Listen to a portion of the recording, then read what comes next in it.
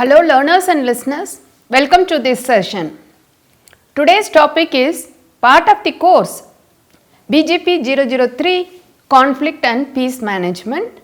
Myself Dr. G. Uma, faculty in the School of Gender and Development Studies, Indira Gandhi National Open University, New Delhi. Before we get into this topic, just I would like to introduce this topic. I have prepared this topic in a two-part. Today we will see the part 1, the next session we will see the part 2. You all know United Nations is the instrument organization to start the peacekeeping mission at the international level. The United Nations Peacekeeping Mission is a unique arrangement designed to maintain peace in the world. When peacekeeping operations were initially introduced, no one could visualize their relevance and popularity the way we see it today. Till date, almost every part of the globe has seen one or the other form of peacekeeping mission launched there. Peacekeeping missions have become the mainstay of international relations and conflict resolution around the world. You know that it is extremely important to learn about this unique arrangement. So, we need to know what is peacekeeping mission, why the international agency like United Nations has introduced the peacekeeping mission. So, everything we will, how this peacekeeping mission really helpful for conflict resolution. We discuss everything in this session. It was introduced as a response to a special situation in 1956, and ever since it has come to be seen as an answer to many situations of interstate and intrastate conflicts. Peacekeeping missions have grown in number, stature, functions and scale. They are no longer limited to deployment in situations of interstate conflicts alone. They are performing newer functions and rendering civil administration tasks in situations of internal conflict and post-Civil War reconstruction. By looking at this introduction, dear learners, you will come to know peacekeeping missions not only deployed in the interstate conflicts alone. UN International Agency will deploy the peacekeeping mission to perform newer functions like rendering civil administration tasks in situations of internal conflict and post-Civil War reconstruction. With this background and introduction, let us see the objective of this session. I have prepared this session with the following objectives. First objective is to know the importance of peacekeeping as an approach to maintaining international peace. The second one is the unique circumstances in which the peacekeeping missions evolved, the nature and features of this agreement, the changes introduced in peacekeeping missions over the years and the critical appraisal of the arrangement and its relevance for the maintenance of international peace and security. These are the 5 objectives. These 5 objectives will be dealt in this lecture and the next lecture. Let us start with the evolution of peacekeeping mechanism. Peacekeeping missions, mechanisms and peacekeeping mission as an answer to conflicts was not envisaged by the founding fathers of the United Nations. That is why there is no reference to peacekeeping mission in the UN Charter nor any provisions related to it. It was devised a decade after the establishment of the United Nations. Therefore, peacekeeping mission is known as the extra charter of development in the United Nations system. They were never planned or strategically designed, rather they have emerged in response to temporary but urgent needs. So, peacekeeping mission emerged when the United Nations was founded in 1945, the world leaders and the founding fathers, and they never envisaged that they have to establish the peacekeeping mission. After looking at the urgency of developing peacekeeping mission to address the various inter-conflict between states as well as some intra-conflict within the state to bring peace and some civility. The UN has established the peacekeeping mission. So, therefore, peacekeeping mission is known as the extra charter development in the UN system. They were never planned or strategically designed, rather they have emerged in response to temporary but urgent needs. Let us briefly look at the context in which peacekeeping plan initially emerged. In 1956, a crisis appeared to be building up in Egypt known as Suez Crisis.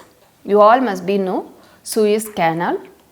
The United Kingdom and France, the two permanent members of the Security Council, have invaded Egypt to gain control over Suez Canal, which was nationalized by the President of Egypt. Following the invasion, the military situation in the Suez region got worsened. In the UN system, all matters relating to maintenance of international peace and security are primarily the concern of the Security Council. Hence, the Suez Crisis too came up for discussions in the Security Council. However, the Security Council was unable to take any decision to defuse the crisis due to the deadlock caused by the veto cast by the United Kingdom and France. Because they are 5 Security Council permanent members, they have a veto power. The deadlock in the Security Council gave rise to a situation wherein the matter had to be referred to the General Assembly. The General Assembly discussed the matter and requested the Security Council, Dag Hammarskjöld, to submit a plan to defuse the situation in Suez region.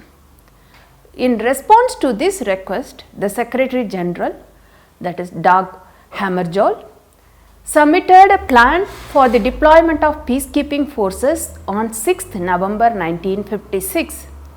The plan was mainly drafted by the President of the General Assembly, Lester B. Pearson, a Canadian national.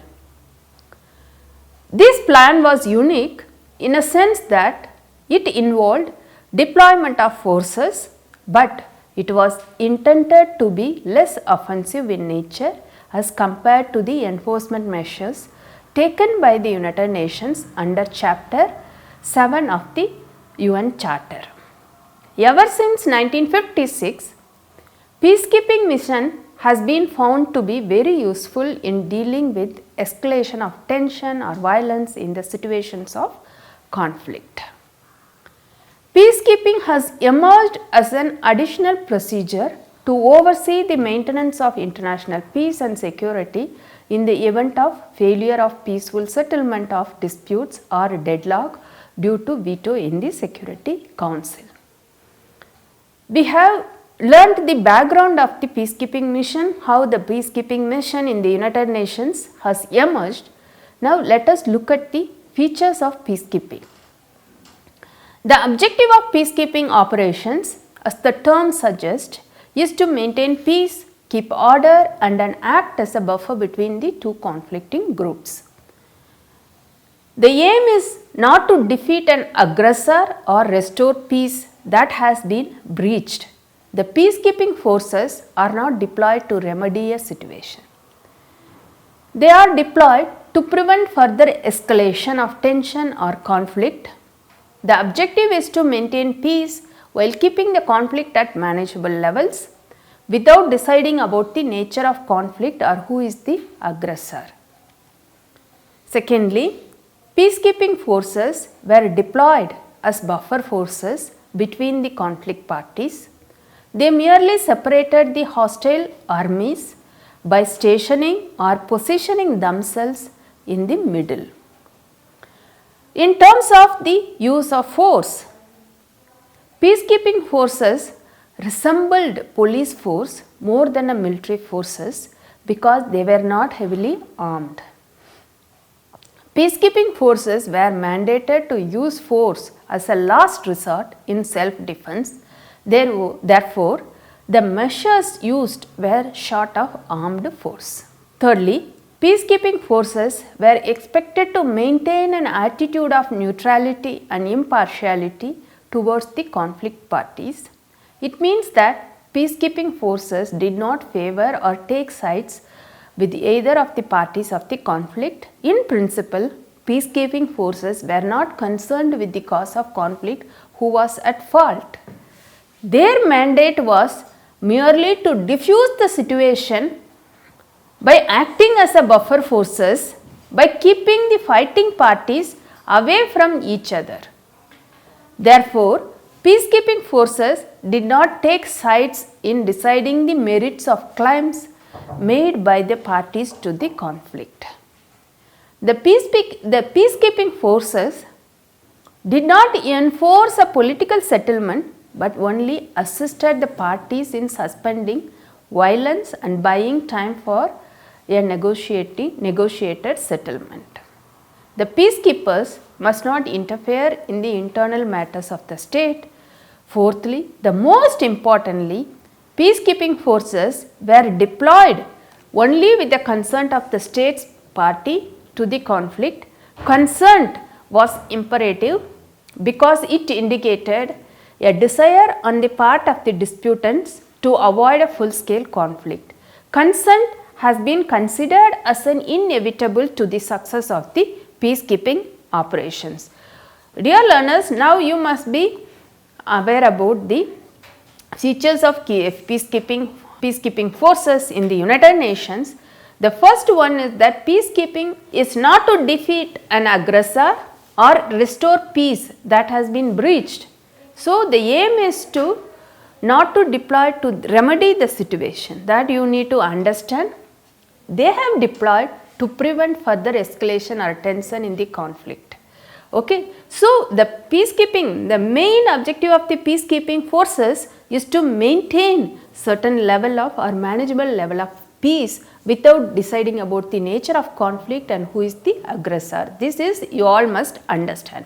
The second one is that it's like for deployed as a buffer forces between the conflicting parties. So, peacekeeping forces, they don't side with any conflicting parties.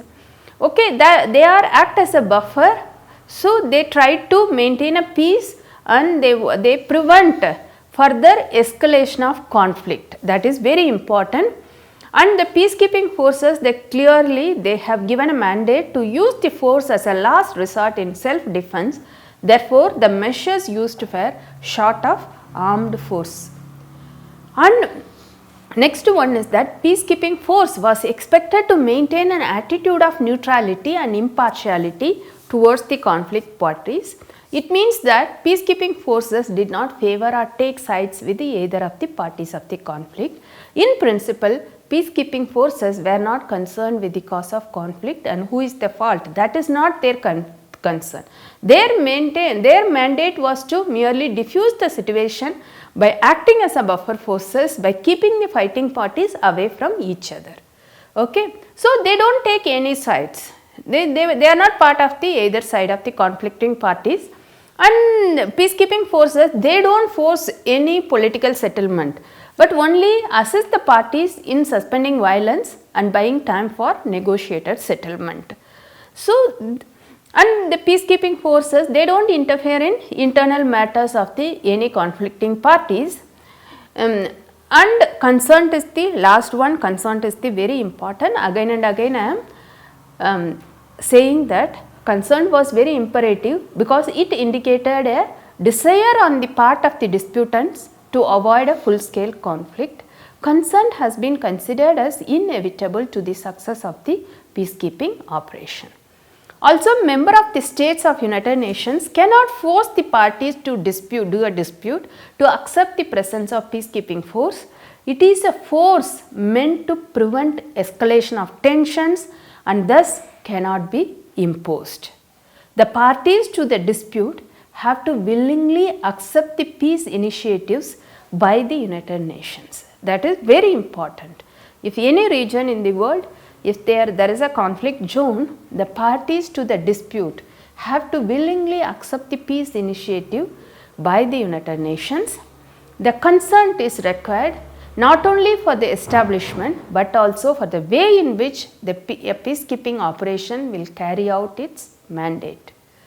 The conflicting parties are consulted about the countries that will contribute the troops for the peacekeeping mission. That is another important. So, the conflicting parties are consulted about the countries that will contribute the troops for peacekeeping mission. Fifthly, the Secretary General has the right to decide about the composition of the troops. However, the troops are contributed by the member states voluntarily. With this element of voluntary participation comes the principle of collective responsibility. Though the military personnel are provided by member states on voluntary basis, they are collectively responsible to the Secretary General once they enter the peacekeeping arrangement. The initial plan for peacekeeping mission, it was agreed that the forces will not include troops from the 5 permanent members of the United Nations. This was done to avoid the problems associated with big power politics and ideological groups in international relations. Non-involvement of major powers also distinguishes the peacekeeping mission from the enforcement action.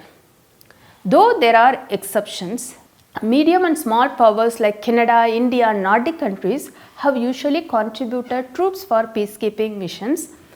This has been done to insulate major powers from peacekeeping arrangement as also to refuse any changes of interventions or big power interest. Moreover, it was held that medium states best represent the image of neutrality. Peacekeeping missions can be drawn into 2 categories. Okay, that you have to understand. So far we talked about the how the peacekeeping missions has emerged at the international level and what are the basic objectives of the peacekeeping mission to deployed in particular conflict zones.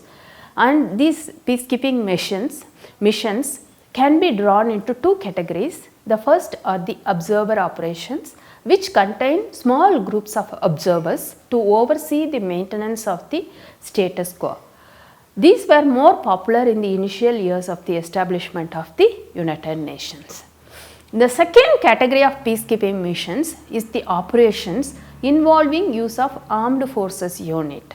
Initially, they were very few in number, only about 5 peacekeeping operations involving deployment of forces till 1970, but their number has multiplied phenomenally in recent decades, particularly since 1990. Then I will explain or I will talk about few important peacekeeping missions.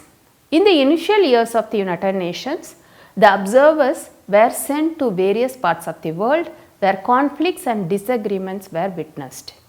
These were usually small groups of personnel and were extremely popular in the later part of the 1940s. Some prominent examples of observer missions are UN Truce Supervision Organization, that is UNTSO in Palestine in 1948, UN MOGIP between India and Pakistan since 1949, UN OGIL in Lebanon, UN YOM in Yemen, UN GOMAP between Afghanistan and Pakistan, and so on and so forth.